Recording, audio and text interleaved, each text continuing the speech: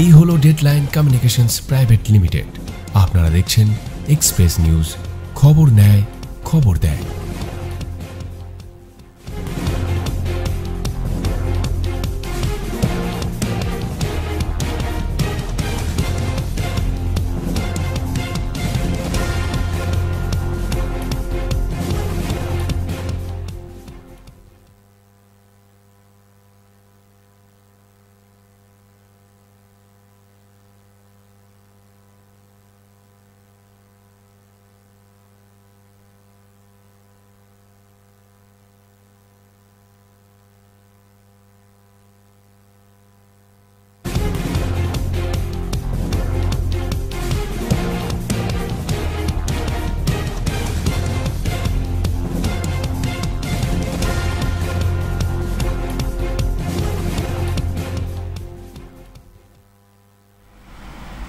নমস্কার, বিপ্লব ভট্টাচার্য আমি এসে গেছি আপনাদের সামনে।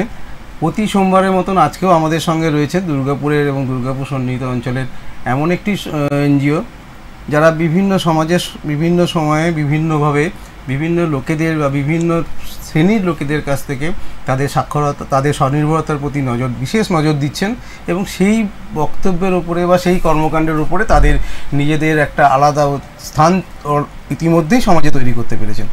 তাদের নাম দুর্গাপুর সুন্দরম এবং তাদের দুর্গাপুর সুন্দরমের পক্ষ থেকে আমাদের সঙ্গে আজকে রয়েছেন অদিতি সরখেল, যিনি এই সংস্থার ফাউন্ডার এবং ডিরেক্টর বা সম্পাদকও বলা যেতে পারে। আমরা তার কাছ থেকে জেনে নেব আজকে দুর্গাপুর সুন্দরমের বিভিন্ন কাজকর্মের বিভিন্ন ইতিহাস সম্পর্কে, তাদের ছোট বিভিন্ন রকম পরিচিতি। নমস্কার, দুর্গাপুর সুন্দরমের পক্ষ থেকে আপনাকে জানাই স্বাগত। দিদি, আপনাকে আমি একটা জিনিস জিজ্ঞেস করি প্রথমে। আপনাদের যে ওয়েবসাইট রয়েছে সেই ওয়েবসাইটে আমরা দেখছিলাম যে আপনাদের কর্মকাণ্ড শুরু হয়েছিল 2006 সাল থেকে। 6 সাল থেকে। তো সেখানে আপনাদের একটা জিনিস আমি দেখলাম যে আপনাদের প্রধান কার্যালয় মেনশন করা আছে পুরুলিয়া শহরে। তো দুর্গাপুরে আপনাদের কাজকর্ম, পুরুলিয়া শহরে আপনাদের বিভিন্ন আপনাদের মূল অফিস বা কর্পোরেট অফিস যেটা বলা যেতে পারে, সেখান থেকে এখানে কি করে আপনারা এই পার্থক্যটা এত দূরের একটা জার্নি কি করে? আমরা প্রথম যে কাজগুলো শুরু করেছিলাম সেগুলো মেইনলি আমরা আদিবাসীদেরকে নিয়ে শুরু করেছিলাম এবং আপনারা জানবেন পুরুলিয়া ঝাড়খণ্ড অধ্যুষিত এলাকায় প্রচুর আদিবাসী বসতি করেন, আদিবাসী বেল্ট। তো ওনাদেরকে নিয়েই যেহেতু প্রথম শুরু করেছিলাম, আমাদের প্রথম অফিসটি আমরা পুরুলিয়া শহরেই রেখেছিলাম। সেটা 2006 সালে, মানে যখন আমাদের মাওবাদীদেরকে নিয়ে আপনাদের পূর্ণদমে কিন্তু মানে হয়তো মানুষের কাছে তাদের সম্পর্কে একটা ভয় ভীতি কাজ করে, কিন্তু আপনাকে এটা আমি জানাতে আজকে কোনো আমার দ্বিধা নেই যে আমরা ওই সময় একদম গ্রাসরুট লেভেলে একটা এনজিও হয়ে এবং অল্প বয়স্ক বেশ কিছু ছেলে মেয়ে সবাই মিলে আমরা ওখানে কাজ করেছি, দিনের পর দিন ওখানে থেকেছি, কিন্তু আমাদের কোনোদিন কোনো অসুবিধা হয়নি।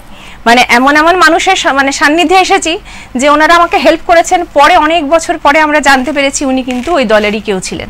এটা তো একটা মারাত্মক ব্যাপার, কিন্তু সত্যি সত্যি যেহেতু আমরা মানুষের জন্য কাজ করি না, ওনারাও তো জানেন যে কারা মানুষের জন্য কাজ করেন, তো কোনো রকম কোনো অসুবিধা হয়নি। সেই কারণেই আমরা ওখান থেকে কাজ শুরু করেছিলাম। ওনাদের সঙ্গে কাজ করতে গিয়ে এরকম কোনোদিন ওনাদেরকে আপনি বলছেন যে অনেক পরে আপনারা পরে জেনেছি, তখন জানতাম না। এই যে ধরুন পরিচিতি জানতে পারেননি, অথচ তাদের সঙ্গে দীর্ঘদিন একই জায়গায় কাজ করেছেন, মানুষের উন্নয়নের জন্য কাজ করেছেন। ওরাও তো বেসিক্যালি উন্নয়নের কথাই বলে এসেছে, নিশ্চয়ই। হ্যাঁ, আপনারাও সেই কথাই কাজ করেছেন। কিন্তু পরবর্তীকালে ধরুন 2 বছর 3 বছর কি 5 বছর পরে যখন আপনারা জানতে পারলেন যে ওই ব্যক্তি বা উনি এই সংস্থার সঙ্গে যুক্ত বা এই ধরনের কার্যকলাপ, তখন আপনাদের চিন্তাধারাটা কিরকম মনে হয়েছিল? কিছু চিন্তাধারা হয়নি, কারণ আমরা একদম না গ্রাসরুট লেভেলে মানুষের সাথে মিলেমিশে কাজ করি। মানে তখন আদিবাসীদের সাথে করতাম বলে যে এখন করি না তা না।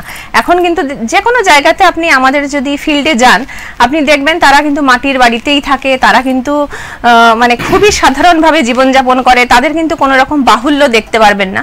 আর ওই মানুষদের সাথে মিশলে না একটা মানবিকতা, আন্তরিকতা, টান পাওয়া যায়, যেটা আমাদের সকল্ড ভদ্র সমাজে বা এই সমাজে চাকচিক্যর সমাজে যেটা পাওয়া খুব দুরূহ, মাটির টান যেটা, সেটা ওনাদের কাছেই পাওয়া যাবে। আর আমি ওনাদের সাথে কাজ করতে ওই জন্যই বেশি কমফোর্টেবল যে সারাদিন শেষে মনের শান্তি খুঁজে পাই কিন্তু আমি ওনাদের সাথে কাজ করি। তো ওইটা আমার পুরোপুরি হয়েছে ওনাদের সাথে কাজ করে। 2006 সাল থেকে কত বছর আপনারা ওখানে কাজ করেছেন, মানে এখনো করছেন নিশ্চয়ই? হ্যাঁ, 2006 সাল থেকে 2011-12 সাল পর্যন্ত আমরা টানা করেছি। হ্যাঁ, পুরুলিয়াতেও করেছি, তার সাথে সাথে 7-8 থেকে আমরা দুর্গাপুর বা এদিকে বর্ধমান জেলাতেও কাজ চালু করেছি। যখন আপনারা ওই তথাকথিত মাওবাদীদের মানে বিস্তারিত এলাকার মধ্যে কাজ করেছেন, নিশ্চয়ই সেখানে দিনে রাতে দুবেলাতেই কাজ করতে হয়েছে। এরকম কোনো এমন কোনো ঘটনা যেটা আপনাদের মনে হয়েছে যে হ্যাঁ ওনাদের কাছ থেকে কাজ করার জন্য হয়তো ওনাদের সহযোগিতা পেয়েছি বলে আমরা কাজটা করতে পেরেছি, এরকম কোনো ঘটনার কথা আপনাদের মনে পড়ে? না, ওনাদেরকে আলাদাভাবে আপনার শ্রেণী আলাদা করে দেওয়াটা মনে হয় ঠিক হবে না, কারণ সাধারণ মানুষ আর ওনাদের মধ্যে কিন্তু কোনো পার্থক্য আমরা পাইওনি, আর আজকের দিনেও আমরা মানে আলাদা করতে পারবো না। সুতরাং অন্যান্য মানুষের কাছে যেরকম আমরা সাহায্য পেয়েছি, ওনাদের কাছেও সেরকম সাহায্য পেয়েছি। মানে আমি শুধু কথার খেই ধরে বললাম যে ওই সময়টা আপনাদের হয়তো অনেকে বলতে পারেন যে ওই সময় কি করে তোমরা কাজ করলে, সেই জন্যই প্রসঙ্গটা উল্লেখ হলো। তাছাড়া কিন্তু ওনারাও যা আমরাও তাই, মানে বরং আমরা কাজ করতে গেছি বলে ওনাদের আতিথেয়তা, ওনাদের সহযোগিতাটা আমাদের মুগ্ধ করেছে। ওনাদের সম্পর্কে সাধারণ মানুষ মানে ওই মাওবাদী বা এই ধরনের সম্পর্কে সাধারণ মানুষের যে ধারণাটা আপনাদের কাছে সম্পূর্ণ রকম একটা অন্য ধারণা। আপনারা ওদের সঙ্গে সামনে থেকে বসে কাজ করেছেন, দেখেছেন। মানে শুধু ওনাদের কথা বলবো না, মানে যেহেতু আমরা ধরে রাখুন খুব মানে নানা রকম ফিল্ডে এবং যারা মাটির সাথে কাছাকাছি বা যাদেরকে আমরা ভিকটিম মনে করি তাদেরকে নিয়ে কাজ করি, তো হয়তো দূর থেকে তাদেরকে লোকে খারাপ বলে, কিন্তু আমরা তাদের কাছ থেকে কিন্তু আত্মার টান পাই। যেমন ধরুন আজকে যদি আমি রেড লাইট এরিয়া বলি, ওনারাও কিন্তু মানুষ। আজকে ট্রাক ড্রাইভার যাদেরকে নিয়ে এইচআইভির আমরা কাজ করেছি, ওনারাও কিন্তু মানুষ। মানে আজকে হয়তো কিছু কিছু ঘটনার পরিপ্রেক্ষিতে এমন ভাবে তুলে ধরা হয় যে হয়তো আমরা তাদেরকে একটু অন্যরকম ভাবি, কিন্তু সত্যি সত্যি যদি মানে ওনারা আপনাকে মনে করেন না যে জায়গায় যদি আমরা যেতে পারি এবং ওনারা আমাদেরকে যদি গ্রহণ করেন যে হ্যাঁ উনি আমাদের ভালোর জন্যই কাজ করছেন, তাহলে যেই আমরা সহযোগিতা এবং ভালোবাসা পাই সেটা মানে তুলনা হয় না। মানে আপনাদের দুর্গাপুর সুন্দরম, কিন্তু আপনাদের মানে অস্তিত্বের জন্মটা হচ্ছে আপনাদের পুরুলিয়ার মতন একটা কত সুন্দর একটা ওখানে কাজ শুরু করি আমরা। হ্যাঁ, মানে ওটাই আপনাদের জন্মস্থান, কিন্তু নামটা আপনাদের দুর্গাপুর সুন্দরম। তো দুর্গাপুরে আপনাদের কি বর্তমানে ওইদিকে কি কাজ আপনারা এখন আর করছেন? না, দুর্গাপুরটা নামটা এই কারণেই রেখেছিলাম, যেটা হচ্ছে ধরুন আমার বাড়ি দুর্গাপুরে। এবারে যখন আমরা কাজ তো শুরু করেছি আগে থেকে, তো কাজ শুরু করার পরে আমরা এনজিও ফরমেশন করেছি। তো এবারে এনজিও ফরমেশন করতে গেলে একটা ঠিকানা, আপনার পার্মানেন্ট ঠিকানা লাগে যে কোন ঠিকানায় রেজিস্ট্রেশন হবে। এবারে ধরুন আমরা তো যেখানে পুরুলিয়ায় কাজ করেছি বা অন্যান্য যেখানে তখন কাজ করেছি এবং এখনো অনেক জায়গায় কাজ করি, সব তো আমাদের নিজস্ব নয়, কিছু রেন্টের, কিছু ধরে রাখুন ওনাদের দয়া দাক্ষিণ্যে পাওয়া এরকম ভাবে। তো সেই জন্য রেজিস্টার্ড অফিস যদি মানে একটা কাগজে কলমে রাখতে হয়, তাহলে আমার বাড়ির অ্যাড্রেসই রাখতে হয়। তো সেই কারণেই দুর্গাপুরে নাম দিয়ে, আর সুন্দরম নামটা মানে শুধু আমি দিতে পারতাম, কিন্তু যখন রেজিস্ট্রেশন অফিসে গিয়েছিলাম ওনারা বললেন সুন্দরম অনেক আছে, আগে একটা জায়গার নাম যদি না দেন তাহলে তখন একই রকম হয়ে যাবে, ওই কারণেই দুর্গাপুর সুন্দরম দেওয়া হয়েছে। আপনাদের মানে কাজের যে বিভিন্ন রকম, আমি আপনাদের ওয়েবসাইট এবং ফেসবুক দেখছিলাম, অনেক প্রচুর আপনাদের কাজের বিস্তারিত হয়ে গেছে এবং অনেক দিকে আপনারা ডালপালা আপনাদের ছড়িয়ে গেছে। মূল কোন জায়গাটায় আপনারা মানে নজরটা দেন আর কি আপনাদের এনজিওর? আমাদের মেনলি কাজ হচ্ছে ওমেন এম্পাওয়ারমেন্ট, মানে নারীর ক্ষমতায়ন, মানে এটা নিয়েই আমরা প্রথম কাজ শুরু করেছি এবং এখনো আমরা কাজ করছি। কারণ যতই ধরুন এখন আমাদের মেয়েরা আজকে স্বাবলম্বী হোক বা নিজের স্বনির্ভর হোক, কোনো না কোনো জায়গায় তাদের কিন্তু এখনো সমাজে সমানভাবে পুরুষের সাথে সমানভাবে একই সারিতে দাঁড় করানো যায় না। মানে ধরুন আজকে স্টেজের ওপারে কেউ হয়তো বলতে পারলেন যে নারী মানেই দুর্গার আরেক রূপ, এখন পুজো আসছে বলতে পারেন, কিন্তু যদি দুর্গাই রূপ হয়ে থাকে তাহলে আজকে নারী নির্যাতন কেন হচ্ছে? তো সুতরাং আর্থিকভাবে স্বাধীনতা হলে পরেও বা সামাজিকভাবে হলে পরেও সবাই কিন্তু এখনো সেই জায়গাটা মনে হয় পৌঁছাতে পারেনি। ওই কারণেই যতটা আমাদের সম্ভব আমরা মানে আজকে নিজেরাও যে আমরা বিশাল কিছু করে নিচ্ছি সেটাও না, যতটা হাতে হাতে ধরে এগোনো যায় সেটা চেষ্টা করে যায়। এই মুহূর্তে আপনাদের সদস্য সংখ্যা? সদস্য বলতে দেখুন একটা হচ্ছে যে আমাদের সদস্য খুবই কম, মানে আমাদের 10-11 জন কিন্তু সদস্য, এবং প্রত্যেকেই হচ্ছে retired doctor, retired teacher, nurse, এইরকম মানে যারা মানে কাজকর্ম ছেড়ে বাকি মানে শেষ হওয়ার পরে বাকি সময়টা সমাজের কিছু কাজের জন্য দিয়েছেন। এবারে অনেক অর্গানাইজেশন এখন আস্তে আস্তে আমি দেখছি যে ধরুন এখন একটা যাকে মানে কারোর সাথে পরিচিত আছে, তাহলে আপনি আমার এনজিওর মেম্বার হন, একটা আপনাকে ফর্ম ফিল আপ করানো হলো, আপনার কাছে একটা বছরে চাঁদা নেওয়া হলো, আমাদের একদিন করে বছরে সম্মেলন করা হলো, এই জিনিসটা আমাদের হয় না।